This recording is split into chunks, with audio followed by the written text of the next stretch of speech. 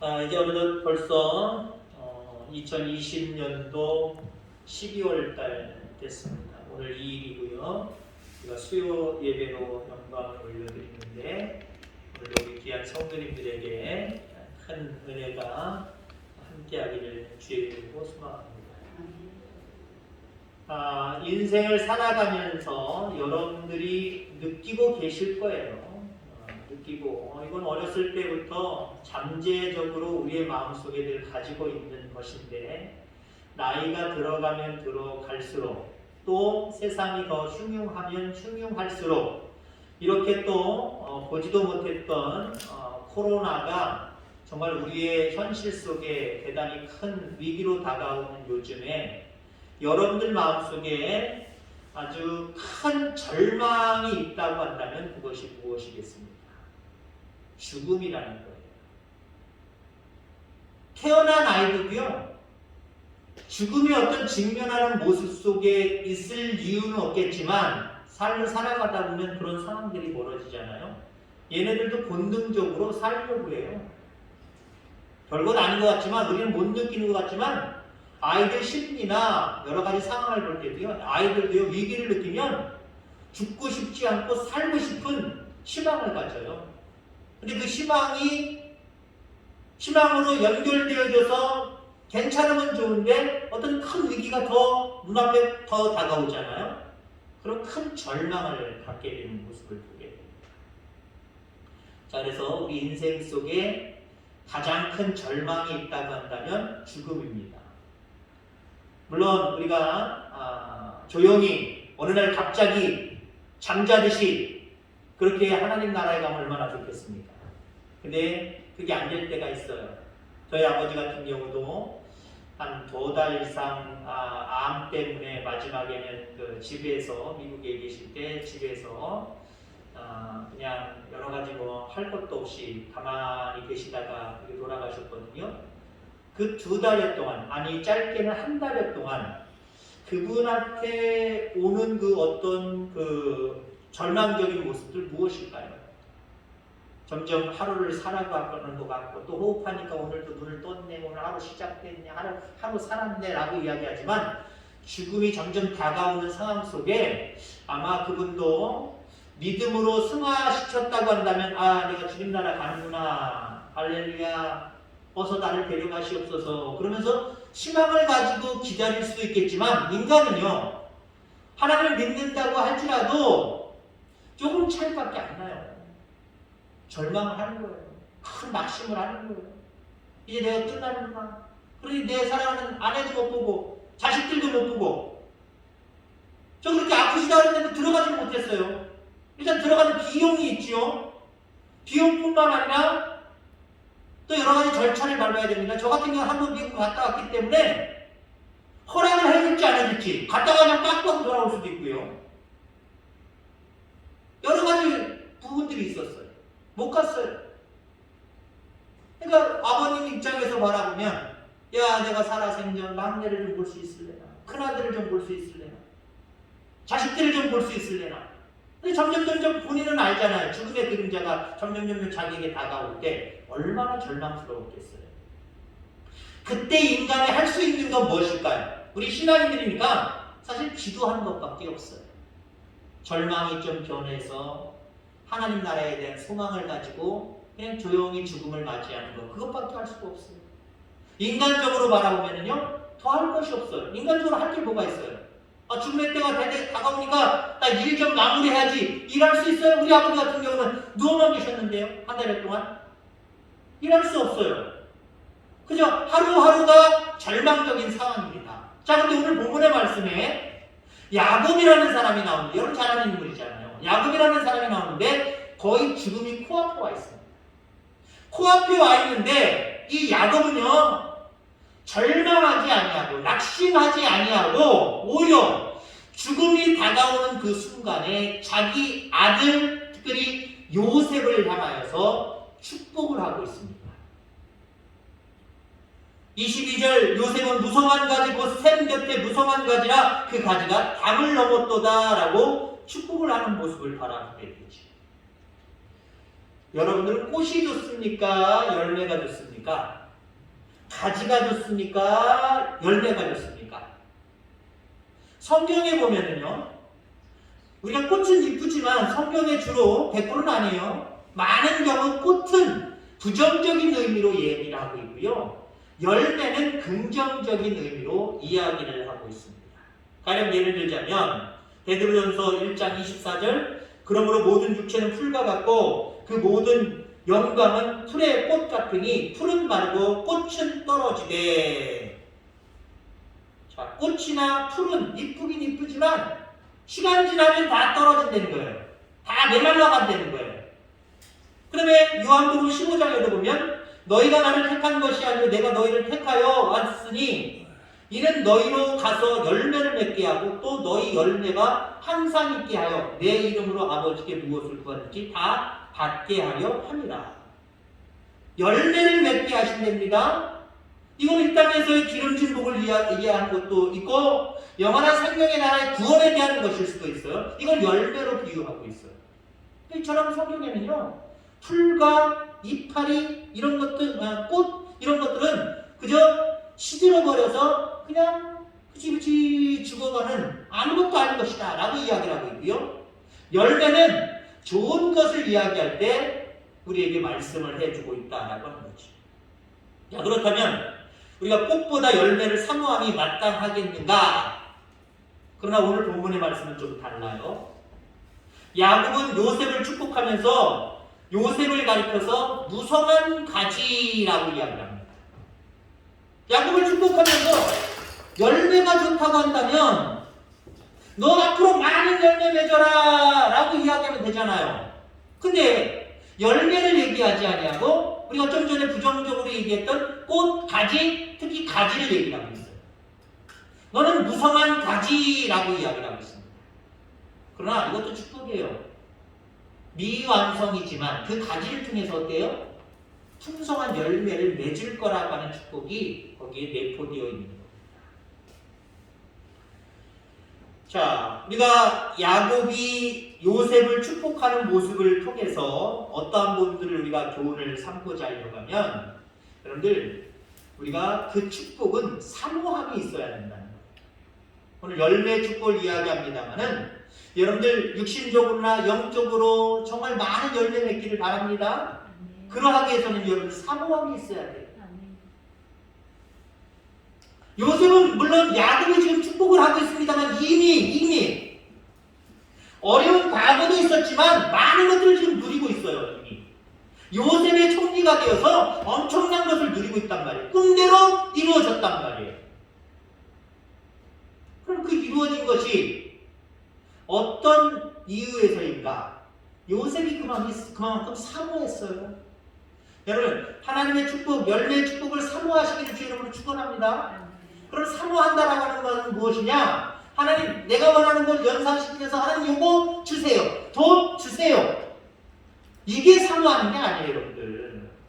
진정으로 사모한다라고 하는 것은요, 가령 예를 들자면 열매 얘기를 하고 있으니까요. 우리가 열매하면 성경에서 가장 좋은 열매라고 볼 수 있는 것, 성령의 9가지 열매겠죠? 뭐 물질적인 열매도 좋겠지만 성령의 9가지 열매, 그게 무슨 열매예요? 근데 여러분들, 그건 사모하는 사람이 그렇게 사는 거를 얘기하는 거예요. 사모한다라고 하는 것은 앞서서 얘기했지만 추상적으로 내가 원하는 돈, 내가 원하는 뭐 권세, 아니면 오래 사는 것, 이거 주세요.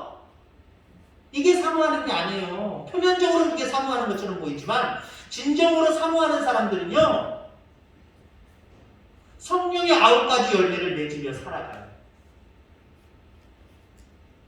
그러면 많은 열매를 맺어요. 자, 보세요. 요셉이 성령의 9가지를 어떻게 맺는지 그의 삶을 통해서 우리는 바라볼 수가 있어요. 자, 우선 요셉에게는 아버지와 형제들을 향한 변함없는 사랑과 누구보다 힘든 시간을 보냈지만 슬픔의 흔적 없이 늘 기뻐했어요. 희락, 늘 기뻐했어요. 기뻐할 이유가 없는 사람이 이 사람이요. 어렸을 때부터 형들의 대만과 모함과 그리고 아주 인간적이지 못한 그런 취급을 당하면서 애굽에 팔려온 존재잖아요. 아버지랑 생이별해가지고 거의 여러분들 13년 이상을 아버지를 못 보고 살았어요. 그럼에도 불구하고 요셉의 얼굴에는 늘 희락의 열매가 있었어요. 자, 그 다음에 그는 자신이 속한 가정과 국가를 화평하게 하려고 하는 그런 모습으로서의 삶을 살았습니다. 화평한 게 중요하다고 생각을 해서 보디발의 집에서도 마찬가지고요. 감옥에서도 마찬가지고요. 나라의 살림을 맡으면서도 마찬가지고요. 화평을 추구했어요. 자, 그리고 남의 종살이도 마찬가지고 억울하게 옥살이도 했잖아요. 그 종살이와 옥살이를 오래 참았어요. 내가 왜 이런 행동을, 내가 왜 종살이 해야 돼? 내가 왜 감옥살이 해야 돼? 뭔가 참지 못하고 욱하는 거 이게 없었어요. 오래 참았단 말이에요. 자, 그 다음에 한 국가의 통치자가 되어서 흉년을 지내는 동안 7년 동안 총리가 있었죠. 모든 사람이 물론 인내했지만 요셉도 인내했어요. 7년 동안 흉년을 바라보면서 7년 동안 참아냈어요. 이겨냈어요. 인내했어요. 인내하면서 견디며 곡식을 저장하지요. 그리고 또한 자신을 죽이고자 한 형제들을 용서하는 자비를 베풀었어요. 형들이여, 두려워하지 마소서, 걱정하지 마시옵소서. 당신들보다 나를 하나님이 먼저 보내신 것이고 이 상황을 위해서 하나님이 미리 얘기하신 것이라고. 형들, 나 때문에 이제 애굽의 총리가 우리가 버렸던 팔아먹었던 동생이구나. 우리 이제 죽었다. 용서해줬단 말이에요. 자, 그리고 용서뿐만 아니라 그들에게 양식을 챙겨주고 가서 아버지까지 모셔오라고 애굽에 거할 곳을 미리 예비해놓고 그들까지 다 데리고 왔어요. 양성이죠, 양성. 그리고 요셉은 아버지와 보디발, 감옥의 간수장, 그리고 바로에게 충성하는 사람이었어요.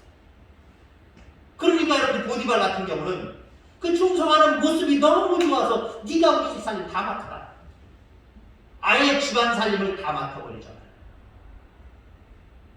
충성했기 때문에, 믿을만 했기 때문에 그런 모습이었다는 거죠. 자, 그리고 자신을 버린 형들과 그의 도움만 받고 그를 잊어버린 관원에 대해서 온유한 태도를 가졌습니다. 온유한 태도를 가졌습니다. 또한 형제들 앞에서 정을 억제하던 모습과 흉년의 시대에 곡식을 낭비하지 않고 저당해둔 사건을 통해서 절제하는 모습을 그가 보여주고 있습니다. 자, 그러니까 이처럼 요셉의 삶에는요, 성령의 9가지 열매가 있어요. 그 이야기는 우리가 축복이라는 열매를 걷기 위해서는요, 사모함이 있어야 되는데, 사모함은 그저 우리가 사모함이 있어야 된다니까 하나님 앞에 내가 원하는 거, 하나님 나 뭐 원해요? 뭘 원해요? 이거 기도 많이 해야 되겠구나, 이렇게 생각하지 마시기 바랍니다. 물론 기도할 때 그런 기도 해요. 근데 우리가 그것보다도 우선돼야 될 것이 무엇이냐? 사모한다라고 하는 것은요, 하나님이 그 열매를 주실 수 있는 우리의 삶의 성령의 열매를 맺으며 살아가야 되는 거예요. 이게 사모하는 거예요. 성령의 9가지 열매는 보관되었고, 그저 나는 주여 믿습니다, 하나님이시면 모든 것들을 하실 수 있습니다, 주여 이거 주시옵소서, 저거 주시옵소서, 이게 사모함이다 착각하지 마시기 바랍니다. 그건 어쩌면 사모함이라기보다는 하나님 앞에 땡깡 부리는 거고 억지 부리는 거예요. 정말 여러분들이 하나님의 복을, 하나님의 열매를 사모한다고 한다면 적어도 성령의 9가지 열매를 맺으며 살아가려고 애쓰고 노력하시기 바랍니다. 모든 삶 가운데 그렇게 살아갈 때 열매는 우리에게 저절로 주어지게 되어 있어요. 왜요? 하나님이 안 주실 리가 없죠. 온전히 사모하는 것이 무엇인지 알고 있는 성도의 삶, 그래서 성령의 9가지 열매를 맺으면서 늘 일상적인 모든 삶 가운데 살아가는 성도, 하나님 기뻐하지 않을 수가 없어요. 그리고 인정하시죠. 네가 정말 사모함이 무엇인 줄 알고 사모했구나, 사모하는 삶을 살았구나, 그리고 주시는 거예요. 요셉은 자기 나름대로 주신 꿈 있잖아요. 형제들보다 아버지보다 높은 인물이 된다라고는 꿈을 가지고 있었잖아요. 그 꿈을 이루기 위해서 하나님 내게 꿈 주셨잖아요. 나 왕 되게 해주세요. 나 총리 되게 해주세요. 그것만 구하지 않았어요. 오히려 그거는 보이질 않았어요. 하나님의 꿈을 통해서 약속을 하셨지만 오히려 육신적인 눈으로는 상황으로 바라볼 때는요, 그거는 물 건너간 것 같아요. 내가 형들이 부러워할 수 있는 사람, 저라고 인사할 수 있는 사람, 이런 큰 나라의 큰 위정자가 될 건데 지금 내 형편이 뭐야? 팔려서 노예 생활하고 있잖아. 남 집에서 종노릇하고 있잖아. 아이고 감옥에 있잖아. 그러면서 떼쓰면서 계속 하나님 난 꿈 있었잖아요. 꿈 주셨잖아요. 나 위정자가 되게 해주세요. 나라의 왕이 되든지 아니면 총리가 되든지 되게 해주세요. 그것만 고집하면서 기도했어요? 아니요. 요셉의 마음속에는 꿈이 사라지진 않았어요. 사라지진 않았지만 그게 표면적으로 하나님 앞에 강박관념을 가지고 강하게 하나님 앞에 어린아이처럼 구하듯이 구하지 않았어요. 오히려 주어진 삶 속에서 좀 전에 얘기한 것처럼 9가지 열매를 쭉쭉쭉 맺으며 살아가잖아요. 하나님 그러니 기뻐하지 않을 수가 없지요. 그리고 하나님의 때가 찼을 때 그를 바로의 눈에 띄게 하셔서 결국 그 꿈을 이루어 주시는 놀라운 축복의 열매를 맺는 그런 요셉이 되었다는 거예요. 이처럼 여러분들 축복의 열매를 받기 위해서는 여러분들 사모하시기를 주의 이름으로 축원합니다. 자, 그러면 축복의 근원이 무엇인지 오늘 본문을 통해서 잘 알아야 됩니다. 축복의 근원이 있어요. 한마디로 축복이 나오는 곳이 있어요. 축복의 열매를 맺을 수밖에 없는 곳이 있어요. 그곳이 어디느냐? 22절 요셉은 그러면서 샘 곁에 무성한 가지라 라고 이야기합니다. 열매를 맺으려면요, 풍성한 열매를 맺으려면 나무만 심겨져 있다고가 다가 아니에요. 샘 곁에 있으면 그 나무는 시시때때로 자라납니다. 그리고 때가 되면 풍성한 열매들로 가득합니다. 그러니까 요셉이 축복받을 수밖에 없었던 이유는 늘 그 샘 곁에 있었다는 거예요. 그럼 이 샘 곁에 있다라고 하는 말을 우리는 신앙적으로 풀어야 됩니다. 늘 하나님 곁에 있었다는 거예요. 늘 말씀을 가지고 살았다는 거예요. 하나님이 주신 비전을 잊어버리지 않고 어떤 상황 속에서도 잊어버리지 않고 그 하나님이 주신 비전을 가지고 살았다는 거예요. 그러면 반드시 열매 맺습니다. 반드시 축복의 열매 맺습니다. 그게 중요한 거예요. 하나님 없어도 됩니다. 우리가 이렇게 입으로는 얘기 안 하지만 우리 행동으로 이렇게 무언의 고백을 하며 살아갈 때가 참 많아요. 신앙인들 속에. 아유 절대 안 그래요. 그러죠. 아니요. 근데 실질적인 삶 속에서는 하나님 필요 없어요. 그리고 나 혼자 뭐 해보려고 다른 사람들 의지해서 다른 사람들의 힘을 빌려서 해보려고 할 때가 얼마나 많아요. 정말 하나님을 의지하는 사람이라고 한다면요, 샘 곁에 심겨진 나무라고 한다면요, 날마다 하나님의 은혜를 사모하고 하나님의 은혜 아니면 안 된다라고 하는 그 믿음을 가지고 철저하게 하나님을 의지하게 되어 있어요. 하나님만 붙들게 되어 있어요. 야곱이 요셉을 그렇게 축복을 합니다마는 요셉이 자기가 어떻게 그 꿈을 이뤄보려고 육신적인 생각과 방법을 취한 적이 있습니까? 물론 술 맡은 관원장의 꿈을 잘 해석해 줄 때 당신은 복직하게 됩니다. 복직했을 때 나를 좀 기억해 주세요 라고 부탁을 합니다. 어쩌면 요셉이 인간적인 방법으로 자기의 어떤 꿈을 이루려고 했던 그런 부분이다라고 보통 이야기할 수 있어요. 근데 요셉의 전부가 그건 아니에요. 그렇게만 자꾸 육신적인 방법을 취하여서 자기가 가지고 있는 꿈을 이루려고 하지 않았어요. 때로는요, 요셉은요, 포기가 빨라요. 여러분들 포기가 빠르시기 바랍니다. 내 뜻대로 내 방법대로 살려고 하는데 안 되려고 하는 징조들이 너무 많아요. 그때 빨리 포기하시기 바랍니다. 그게 은혜예요. 근데 어떤 사람들은요, 하나님 없어도 돼요. 그리고 자기 혼자 세상의 힘을 의지해서 해보려고 하는데 잘 안 되는데 불구하고 깨닫지 못해요. 아니 깨달아도 포기하지 않아요. 끝까지 육신적으로 다른 방법을 취해보려고 해요. 열매 없어요. 절대 없어요. 요셉은요, 그렇게 술 맡은 관원장한테 말했지만 시간이 지나도 아무 소식이 없을 때 요셉이 성경에 어떤 불만의 소리라든가 이런 걸 가지고 하나님 앞에 기도한 적 있어요? 그대로 전혀 없어요. 그 이야기는 생략될 수도 있겠지만 우리가 요셉의 인물을 우리가 댐데미를 보듯이 그는 포기했다는 거예요. 아, 내가 육신적으로 인간적으로 내가 하는 행동을 가지고 그거 기억해서 이 어떤 감옥에서 좀 빠져나가 보고 싶고 아니면 그래서 어떻게 내 어떤 꿈을 잘 해석하는 이 능력을 바로나 왕한테 보이고 싶고 이런 모습이 있었을 수도 있겠지요. 그러나 포기했습니다. 포기하니까 어떻게 돼요? 하나님이 일하시기 시작하잖아요. 왜 그랬어요? 하나님이니까 일하시는 거고 하나님이니까 행하시는 거지만 여러분 하나님은요 우리의 반응을 보시고 역사하시는 거 여러분들 기억하시길 바랍니다. 물론 하나님이 우리가 하나님을 전혀 알지 못했을 때 우리에게 독생자 예수 그리스도를 보내주셔서 우리를 구원의 길로 인도해 주셨지만 늘 언제나 늘 하나님은 나는 생각도 없는데 하나님이 그렇게 하신다 이런 일 없어요. 우리의 신앙의 반응을 보고 역사하세요. 한마디로 우리가 샘 곁에 심겨져 있는지 그걸 보시는 거예요. 요셉에게 꿈을 주셨지만 요셉이 정말 샘 곁에 심겨져 있는지 요셉은 어떤 상황 속에서도 하나님을 의지했다니까요. 육신병적인 반동을 취하려고 하지 않고 하나님밖에 없습니다. 하나님만 바라보고 하나님 주신 꿈을 가지고 끝까지 참고 9가지 열매를 통해서 그렇게 늘 살아왔다니까요. 그래 하나님이 너는 늘 샘 곁에 심겨져 있었구나. 그리 때가 될 때 열매를 맺게 하시지.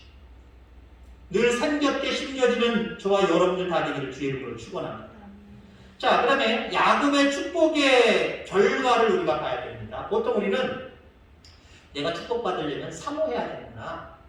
사모한다라고 하는 것은 성령의 9가지 열매를 맺으면서 살아감으로 하나님의 눈에 띄어야 되겠구나. 자, 그리고 늘 하나님을 의지하고 하나님 앞에 맡기고 전적으로 샘 곁에 심기운 나무처럼 그렇게 신앙적인 삶을 살아야 되겠구나. 그래서 복을 받으면 되는구나. 여기까지만 생각해요.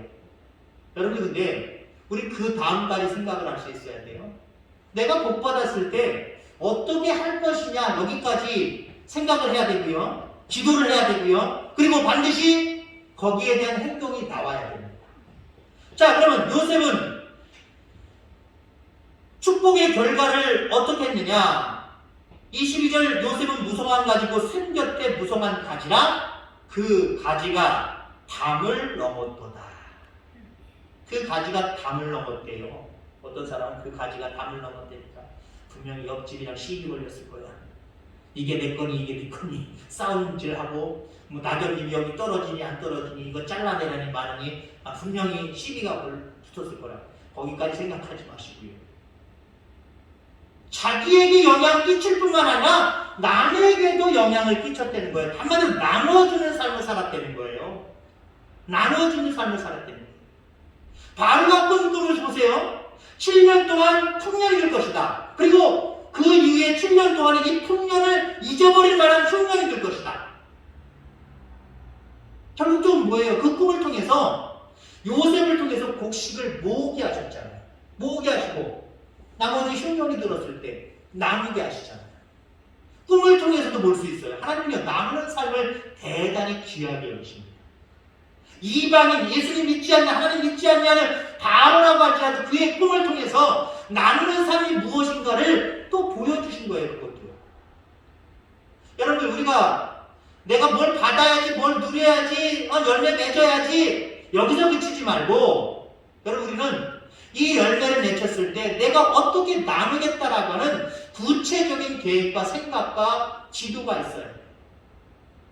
대부분 하나님이 기도 응답을 하시지 않을 때 달라기만 하지 받으면 뭐 하겠다는 말이 없어서 응답 못 하겠다 라고 말씀하실 수도 있다는 거예요. 우리가 흔히 그러잖아요. 아이가 무리한 돈을 요구해요. 아이가 예를 들어서 10,000원이 벅찬 돈인데도 불구하고 난 10,000원만 주세요라고 한단 말이에요. 그러면 돈 많은 사람들은요, 뭘 못 주겠어요. 우리 집사람 친구가 그 대전에 한 새로남교회라고 그 교회에 그 유치부 재정을 맡고 계신 분이 계셨어요. 어느 해 한 해죠. 유치부 재정.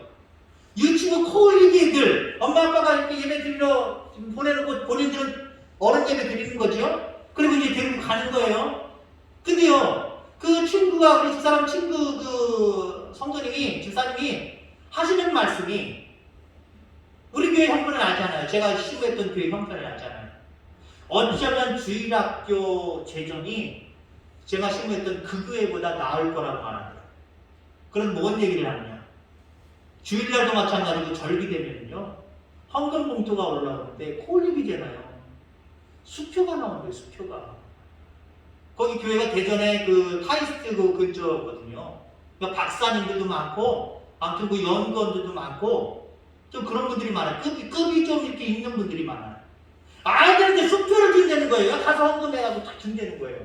그러면 재정부장으로 관리하다 보니까요, 아니 코올리게들이 100원짜리, 500원짜리, 1000원짜리 내도 그냥 교회에서는 투자하는 아이들을 위해서 미래를 위해서 투자하는 건데 재정이 넉넉하대요. 넉넉하대. 아이들이 너무 과한 돈을 요구하면 부모는 어떠해요? 뭐 하려고? 어디에다 쓸 건데? 아니면 여러분들 용돈 같은 거 이렇게 세배했을 때 그런 명절 때 애들 많이 들어오잖아요. 짧게는 몇만 원이면 많게는 몇십만 원 들어오잖아요. 너 이거 뭐 할래? 물어보잖아요. 왜 물어볼까요? 그 아이가 그 돈을 가지고, 요구하는 돈을 가지고 무엇을 할 것인가 부모는 관심이 있는 거예요. 그 돈을, 모여져 있는 돈을 가지고 얘가 어떻게 쓸 건가 부모는 관심이 있는 거예요. 우리는 일단 달라고 그냥 내가 가지게 된 것에 만족할 때가 참 많아요. 그게 많든지 적든지 주신 것은요, 어떻게 내가 써야 되겠다. 특별히 나누는 삶을 살아야 되겠다. 하나님이, 이게 축복이라는 게 순환적인 거예요. 하나님이 기뻐하시는 성령의 열매를 맺으며 늘 하나님을 의지하고 샘겹게 심진 나무로서 심긴 그런 모습으로 살아가면 하나님이 복을 주시고 또 나누고 또 이 삶이 계속 순환적인 거예요.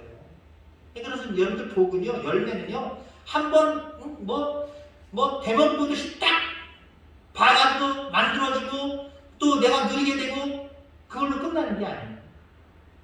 하나님의 복은요, 저 영원한 생명의 나라까지 계속 순환해서 마지막에 빵 터지는 거예요.